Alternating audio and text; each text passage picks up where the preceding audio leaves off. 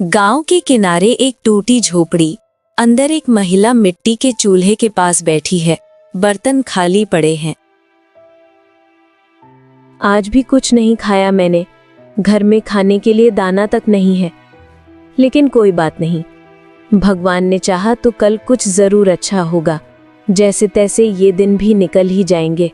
सीता बहन, तुम्हारे नाम की चिट्ठी आई है।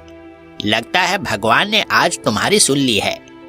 आखिरकार तुम्हारे पति ने खत भेज ही दिया। सीता कांपते हाथों से चिट्ठी खोलती है। हे भगवान, मेरे पति रामू कल घर लौट रहे हैं। वो लिखे हैं कि उन्हें अच्छी सैलरी मिली है। अब तो हमारे दिन फिर जाएंगे। अब मैं भी दाल चावल और सब्जी के साथ रोटी खाऊंगी। कल से उसके दिन वापस लौटने वाले हैं। वो उस रात भी इसी उम्मीद के साथ भूखे सो जाती है।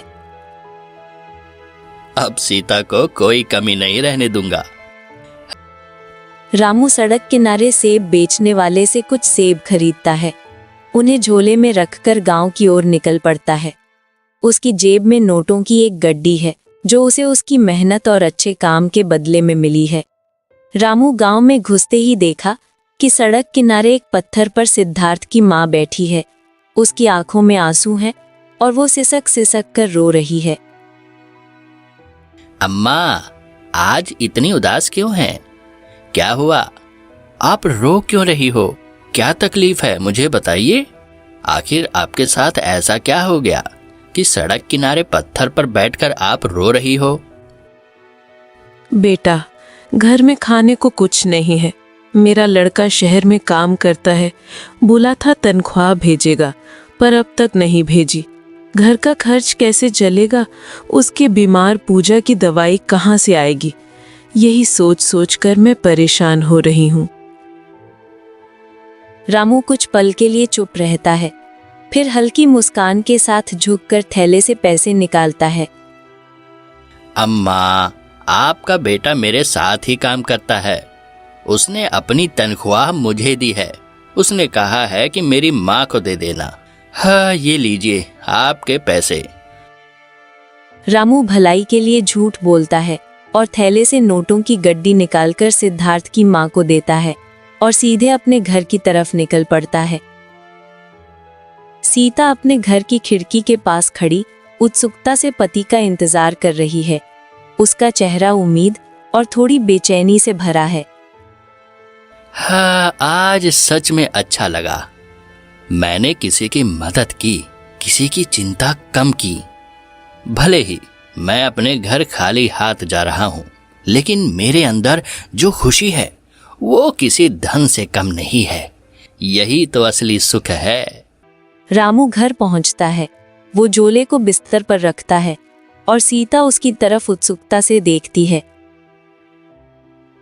रामू, जल्दी करो, मुझे पैसे दो। बाजार जाकर घर का राशन खरीदना है। घर का सारा सामान भी लाना है। बहुत दिन हो गए हम दोनों कभी एक साथ बैठकर चैन से भोजन नहीं किए हैं। जल्दी पैसा दीजिए।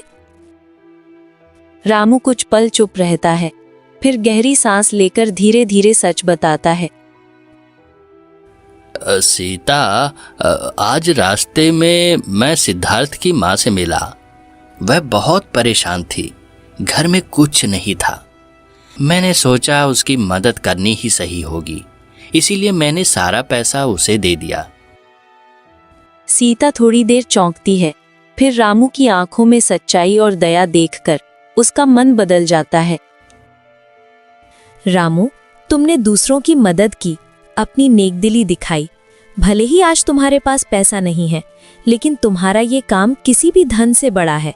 मैं तुम्हारे साथ हूँ। रात का समय है। झोपड़ी के अंदर हल्की लौ टिमटिमा रही है। रामू, चलो आज इन सेबों को खाकर पेट भर लेते हैं। कल जो होगा देखा जाएगा। वैसे भी भगवान साफ दिल वाले को कभी भूखा नहीं रखते। दोनों सेब खाते हैं। सीता सो जाती है। रामू करवटें बदलता है, फिर उठकर धीरे धीरे बाहर निकल जाता है। रामू दबे पांव नटवरलाल के खेत में पहुंचता है। चारों ओर सन्नाटा पसरा है। बस झिंगुरों की आवाज गूंज रही है। उधर खेत की निगरानी कर रहा पवन उसे देख लेता है और तुरंत झाड़ी के पीछे छिप जाता है, ये जानने के लिए कि रामू इस वक्त यहाँ क्या करने आया है।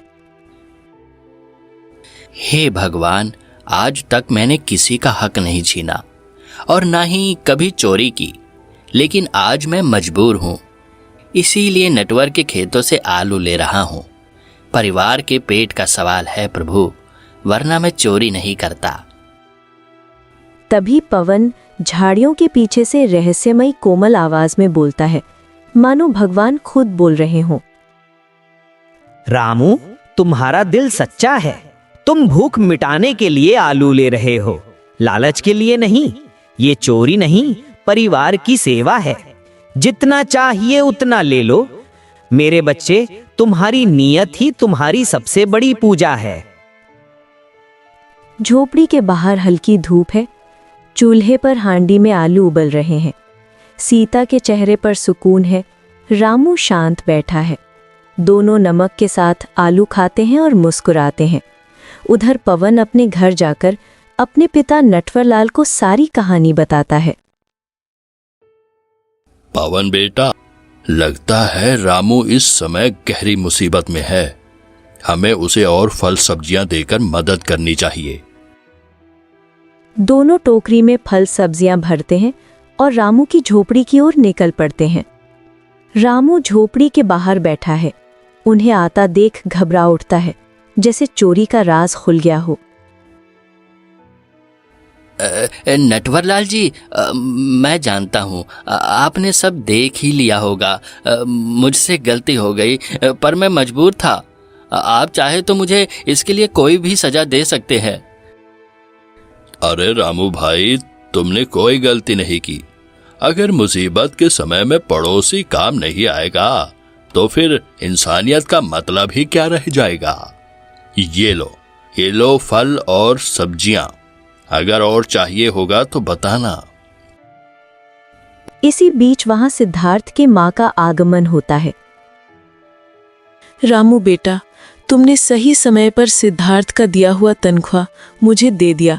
अगर थोड़ा सा भी देर होती तो सिद्धार्थ के पिता का इलाज रुक जाता। तुम सच में उस समय हमारे लिए भगवान बनकर आए। इसी बीच पीछे से सिद्धार्थ आ जाता है। वो अपनी माँ का घर से पीछा करते हुए पहुंचा था। माँ, पर मैंने तो रामू भैया को अपनी तनख्वाह नहीं दी थी। यह तो मेरे पास ही थी। फिर रामू भैया ने तुम्हें पैसा कहाँ से दिया? मैं समझ ही नहीं पा रहा हूँ। रामू की आंखों में हल्की मुस्कान और दिल में सुकून था। उसने धीरे धीरे सिद्धार्थ को पूरी सच्चाई बता दी कि कैसे उसने अपने ही पैसे देकर सिद्धार्थ की माँ की मदद की थी। सारी सच्चाई सुनकर सिद्धार्थ की आंखों में आभार झलकने लगा। वो धीरे धीरे रामू की तरफ बढ़ा, धन्यवाद कहते हुए अपने थैले से पैसे निकालकर रामू को लौटा दिया। नेकी कभी व्यर्थ नहीं जाती। अगर हम किसी के साथ भला करेंगे तो हमारे साथ भी भला होगा।